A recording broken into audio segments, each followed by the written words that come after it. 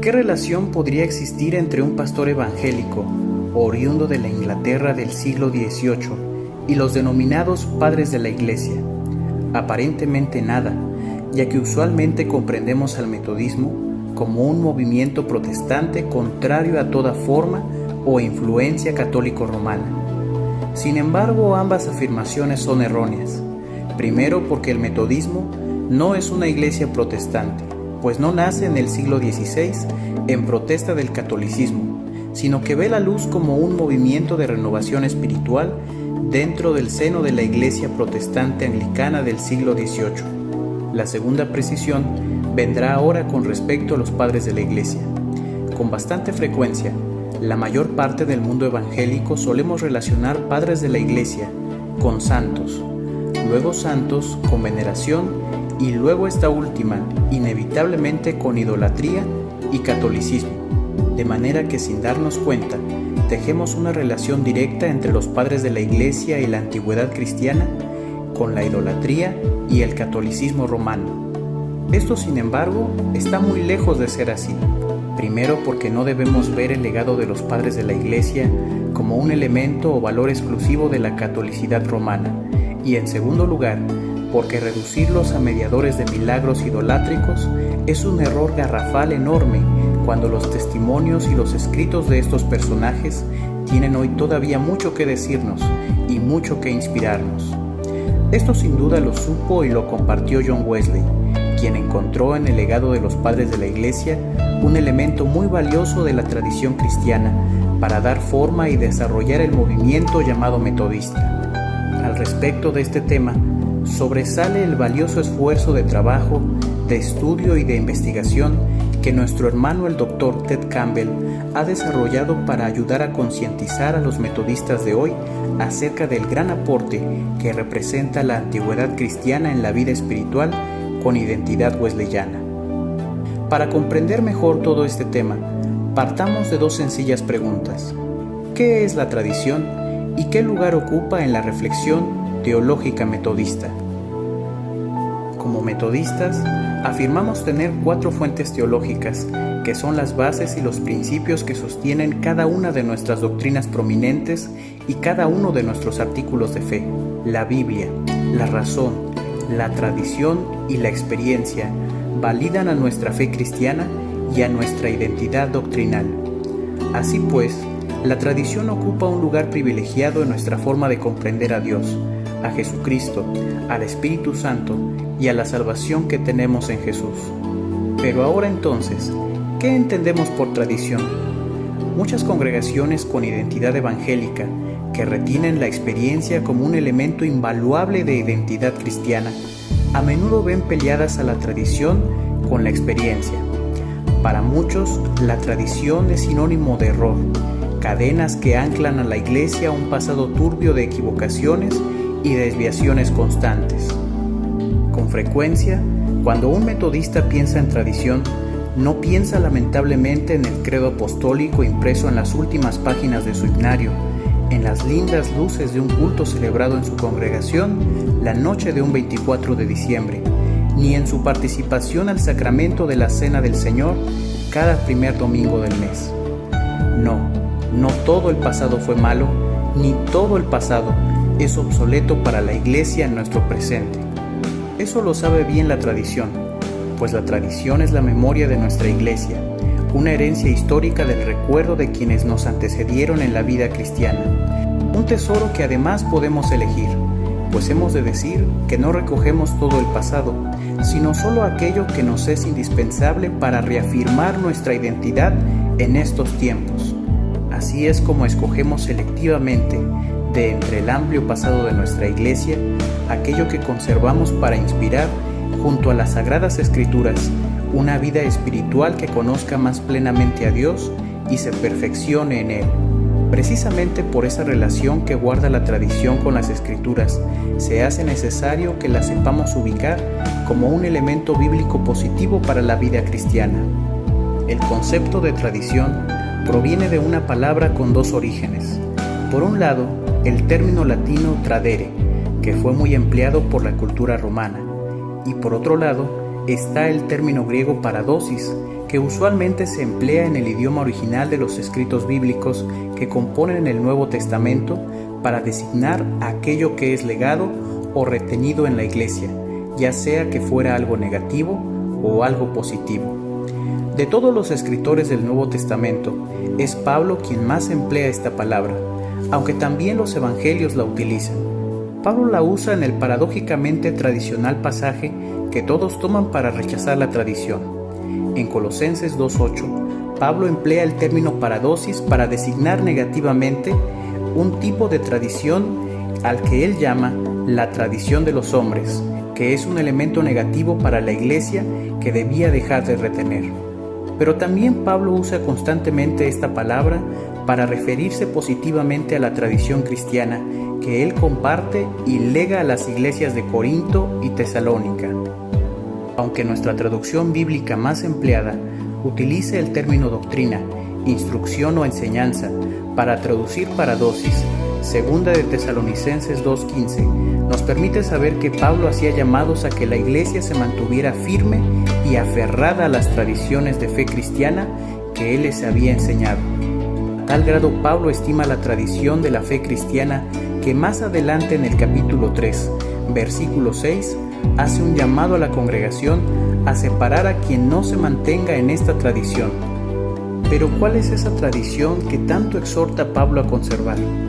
Tenemos al menos dos ejemplos.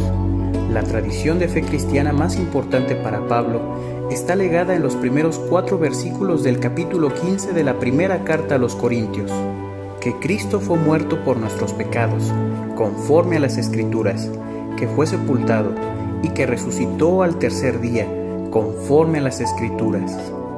Reteniendo este pequeño y primitivo credo, la Iglesia seguirá desarrollando esta confesión de fe hasta elaborar el credo apostólico, el credo niceno y todas las posteriores declaraciones de fe y de identidad cristiana. Pablo también difunde así el sacramento de la Santa Comunión, como una tradición de la Iglesia, al utilizar el término paredoca, que es raíz de la palabra paredosis. En el capítulo 11, versículos 23 al 26, Pablo recuerda a Corinto la importancia de retener una práctica cristiana que él mismo había recibido por el Evangelio. Así pues, las Sagradas Escrituras dan muestra de tradiciones cristianas primitivas que se desarrollaron para el mejoramiento de la identidad cristiana. Así entonces, Wesley confiesa en muchas ocasiones que el metodismo en su tiempo, como el nuestro, no es una nueva religión, sino la única y antigua religión de los primeros cristianos, tanto de aquellos que aparecen en la Biblia como de aquellos que fueron surgiendo en los posteriores siglos. Así también describe al Club Santo, formado en Oxford por él y otros compañeros, un grupo de jóvenes que deseaban ser cristianos bíblicos, tal como la iglesia primitiva interpretaba la Biblia. Hay que mencionar que 2 fueron las razones principales para que Wesley fuera consciente sobre el valor de la antigüedad cristiana y especialmente sobre el valor de los padres de la iglesia. Primero está el antecedente del pietismo luterano de los siglos XVI y XVII, los escritos de pietistas como Johann Arendt y Felipe Jacobo Spener, que Wesley conoció, leyó, tradujo y publicó como obras recomendables para la lectura de los primeros metodistas. Estos, a su vez, recomendaban la lectura de los primeros padres de la Iglesia como un testimonio antiguo de las virtudes sobresalientes que los primeros cristianos tenían y como ejemplo de cómo el Espíritu de Dios obraba santidad en la historia de la vida de la Iglesia. Además de esto, hay que decir que la formación y la educación de Wesley estuvo orientada por el consejo de su padre y por la disciplina de su madre, a estimar a los padres de la iglesia primitiva, especialmente a los escritores prenicenos, como lo confiesa 2 años antes de partir a la presencia del Señor, en sus pensamientos sobre la separación de la iglesia. Wesley sin duda apreció a la iglesia primitiva, a la antigüedad cristiana y a los padres de la iglesia. Pero ¿a qué nos referimos cuando hablamos de padres de la iglesia? Actualmente la teología cuenta con herramientas muy importantes para acercarnos al estudio de la antigüedad cristiana. Sobresalen entre estas disciplinas como la patrología, la historia de la patrística y la historia de la teología cristiana primitiva, que dedican su atención a los primeros escritores de la fe, aquellos escritores posteriores al siglo I, pero anteriores al siglo V. Lo que quiere decir que cuando nos referimos a los padres de la Iglesia, lo que hacemos es evocar a los primeros maestros cristianos que contribuyeron con su ejemplo y sus escritos a difundir desde su estilo y experiencia la sabiduría, la doctrina y la disciplina del Evangelio en la Iglesia que para comienzos del siglo II se había quedado sin la dirección y sin el testimonio de los primeros apóstoles que caminaron con Jesús. De ahí el valor que tienen los padres llamados apostólicos, apologistas, alejandrinos, capadocios, asiáticos y muchos otros. Todos estos hombres y mujeres que estuvieron al frente de las iglesias primitivas de la antigüedad con la ayuda y la inspiración de Dios y las Sagradas Escrituras.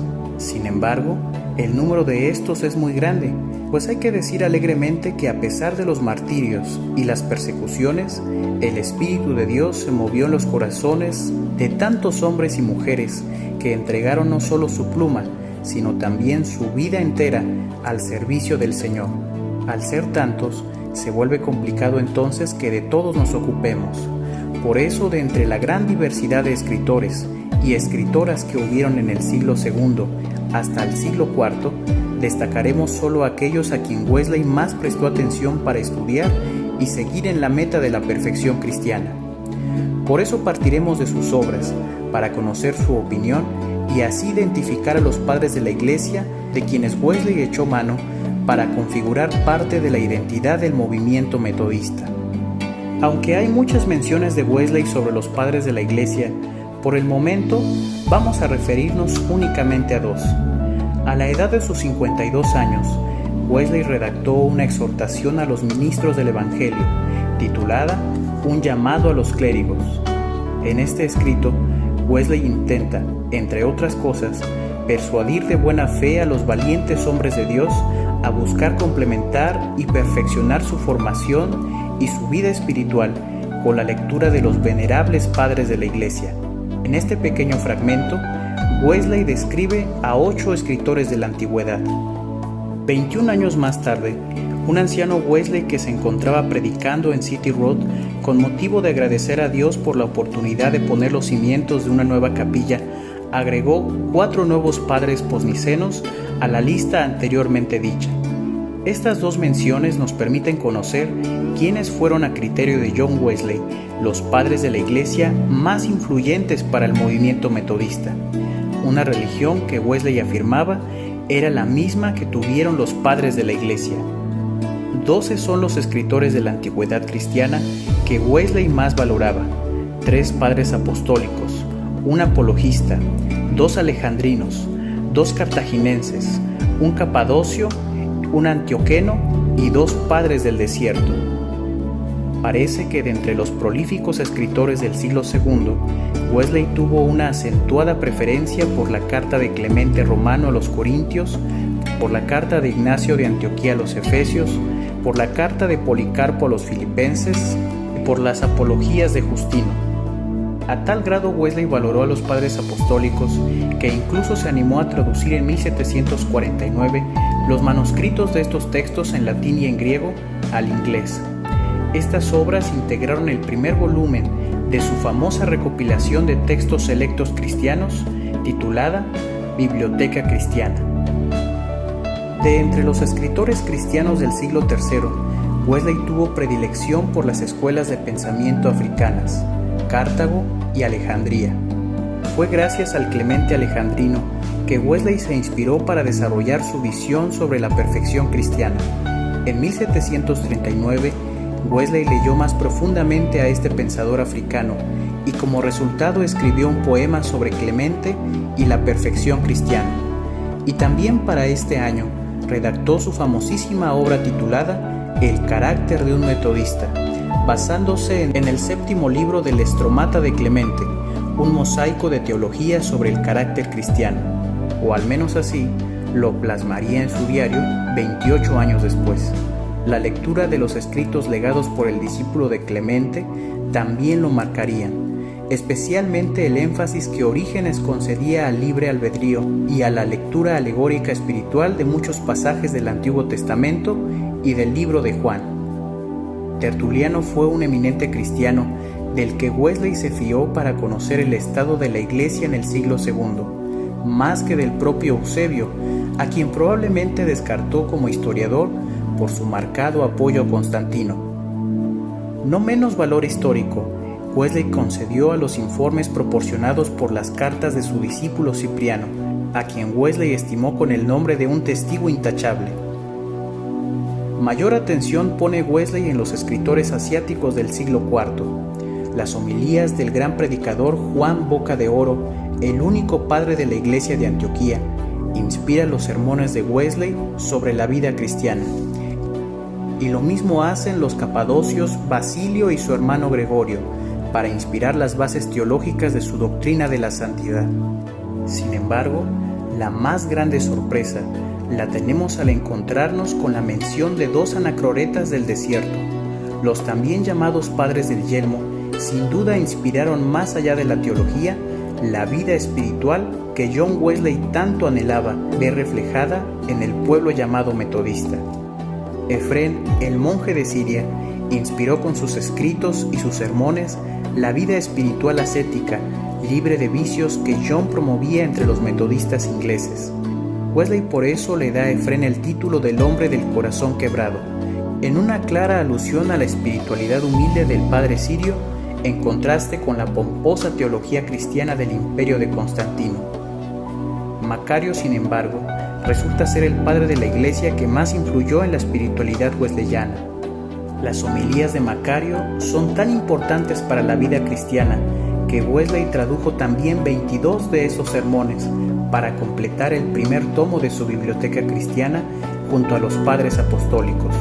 El conocimiento que estos escritores antiguos aportaban a la vida cristiana debe ser difundido desde su criterio a todo cristiano que desee cultivar su espiritualidad.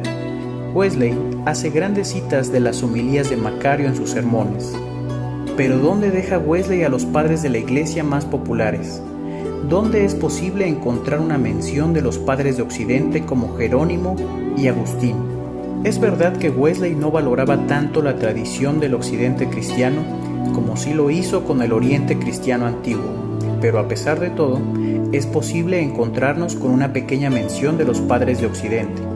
En su discurso a los clérigos, Jerónimo y Agustín, los padres del siglo IV posteriores al concilio niceno, son mencionados apenas como un conocimiento deseable para la formación cristiana. Jerónimo, en el sermón de Wesley titulado La perfección cristiana, apenas aparece como un referente que acredita el comentario de Tertuliano a la carta a los colosenses. Agustín, sin embargo, es más citado en sus sermones, aunque hay que decir que Wesley parece no valorar mucho al obispo de Hipona, en razón a cómo Wesley llegó a valorar su persona en contradicción con sus escritos. Sin duda con esto observamos más acentuadamente lo que Wesley repitió en tantas ocasiones: la cristiandad anterior a Constantino y al concilio de Nicea, así como también la cristiandad que se alejó al desierto para evitar servirle al imperio político de su tiempo, es la gran tradición luminaria de la antigüedad.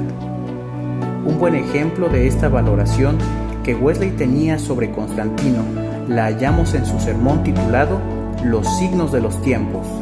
Para Wesley, el que la iglesia y el imperio se aliaran representaba una de las peores caídas de la cristiandad, el comienzo de la corrupción institucional y la ceguera de la iglesia.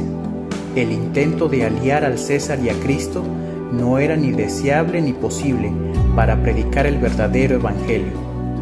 Hasta aquí hemos platicado algunas referencias que encontramos acerca de los padres de la iglesia en los escritos de John Wesley, pero siendo más específicos, ¿qué contribuciones trajeron estos conocimientos a la teología de John Wesley? Dos son nuestras respuestas: su método de interpretación y estudio bíblico, y la inspiración para fomentar prácticas espirituales en el movimiento metodista. Cuando Wesley estudia la Escritura y tiene alguna duda, hace una consulta del comentario que los padres de la Iglesia pueden tener al respecto. pues como lo comentó en su discurso los clérigos, ellos son los más auténticos comentaristas de las Escrituras. Prestemos atención en que Wesley no llegó a dar este título ni siquiera a otros personajes de la Iglesia que influyeron en él, como Tomás de Kempis o reformadores protestantes como Lutero. Sermones como La Perfección Cristiana nos muestran el valor que Wesley obtiene del comentario bíblico de algunos de los padres de la Iglesia. Su sermón sobre la Trinidad también es un gran ejemplo de qué tan bien conoce la antigüedad cristiana. Wesley sospecha en el siglo XVIII que el credo de Atanasio no es en realidad de él, un conocimiento que tardaría unos años en comprobarse históricamente. En ese mismo sermón, Wesley hace incluso un pequeño ejercicio que podríamos interpretar como precrítica textual del texto bíblico, y en ese mismo ejercicio, los padres de la Iglesia ocupan un lugar especial para legitimar su opinión. El conocimiento bíblico de estos personajes le llevan en otro sermón a afirmar que los dones espirituales fueron habituales en la Iglesia hasta el siglo III, y también a determinar los roles ministeriales de la Iglesia en su sermón, los profetas y los sacerdotes. El conocimiento bíblico de los padres de la Iglesia no es, sin embargo, lo más importante para Wesley, sino el modelo de su espiritualidad. Una vida santa entregada a Dios en la humildad y en el servicio común. Esta espiritualidad orienta muchas prácticas que Wesley comienza a adoptar en el movimiento, como una atención especial que distingue las diferentes necesidades de hombres y mujeres, la promoción de las fiestas de amor o fracción del pan, los ayunos especiales de la Iglesia primitiva, entre muchas otras prácticas que también valoró como positivas para el pueblo llamado metodista. Wesley fue consciente de cómo las clases y las bandas comenzaron a implementar estas formas y prácticas que la Iglesia primitiva desarrolló, y sin embargo no llegó a atreverse a adoptar las prácticas más extremas de austeridad en el movimiento metodista, pues sin duda equilibró la tradición de la antigüedad cristiana en un juicio que no consideró tomar tales medidas para cultivar una vida santa y una genuina espiritualidad de abandono al Señor. Wesley y los padres de la Iglesia estuvieron profundamente ligados. Sin duda compartieron la meta de agradar a Cristo viviendo una vida al servicio de Dios y a su prójimo. Sin duda hay muchos aspectos más que sin quererlo hemos omitido, pero sin duda algo es seguro: la tradición que ha legado los padres de la Iglesia al movimiento metodista no puede ni debe quedar limitada al siglo XVIII. Si nos despojamos de la falsa idea de ver peleadas a la experiencia y a la tradición, recuperaremos sin duda un legado que también es nuestro, no una pesada carga que nos imposibilite de hacer cosas nuevas, sino un testimonio milenario que inspirará y refrescará nuestra mentalidad, nuestra espiritualidad y nuestra Iglesia. El Dios de los padres de la Iglesia es el mismo Dios de los metodistas, ese mismo Dios que nos es revelado en las Sagradas Escrituras, el Dios de todo aquel que ha recibido a Cristo en su vida, ese mismo Dios que nos ha sido de generación en generación. Ese Dios es nuestro Dios, el Dios que se ha movido en la gente por los siglos de los siglos a través de la historia.